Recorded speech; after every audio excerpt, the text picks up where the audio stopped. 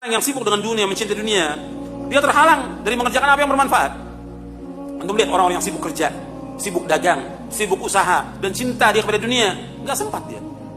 Untuk ngaji nggak sempat, untuk nuntut ilmu nggak sempat, untuk baca Al-Quran nggak sempat, untuk silaturahim kepada orang tuanya nggak sempat, untuk berbuat baik kepada istri anaknya juga nggak sempat.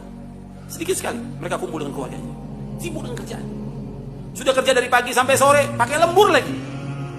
Padahal itu juga nggak kaya-kaya, tetap segitu. Cuma yang dikorbankan apa?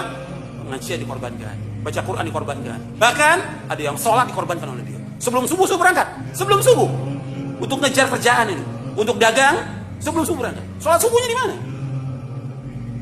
Kalau kita berangkat, umpamanya saya dari Bogor ya ke Jakarta, sebelum subuh saya berangkat.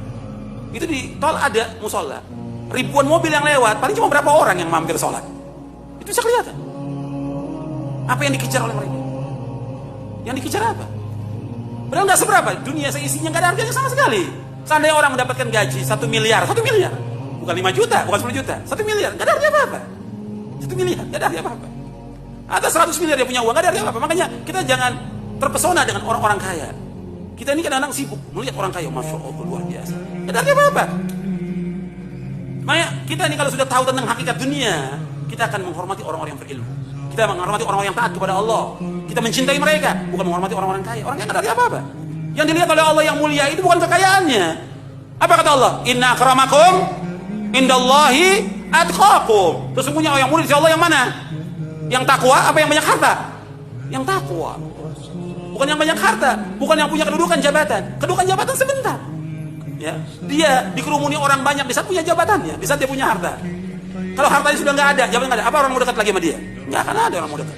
Tapi orang yang berilmu, meskipun dia miskin, tetap datangi oleh orang. Dan orang akan bertanya pada dia. Makanya pernah ada di zaman dahulu, ada seorang ibu punya anak, cacat anaknya ini. Selalu dijadikan bahan gurauan, dicela. Kemudian kata ibunya, wahai anakku, kamu belajar. Belajar ilmu syar'i, belajar kamu, belajar. Allah akan muliakan kamu. Karena ingat kepada ayat Al-Quran si ibu ini. Yarfa'illahu alladhina amanu minkum walladhina utul ilma darajat. Belajar, anak ini terus belajar sampai dia berilmu, nggak dicela lagi oleh orang, nggak dihinakan lagi. Semua orang datang, atau orang-orang kaya datang pada dia untuk belajar.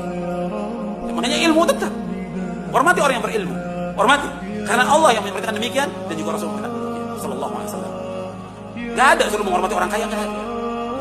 Kalau menghormati orang yang lebih tua ada, dan hadits Nabi yang sahih. Tapi orang kaya nggak ada.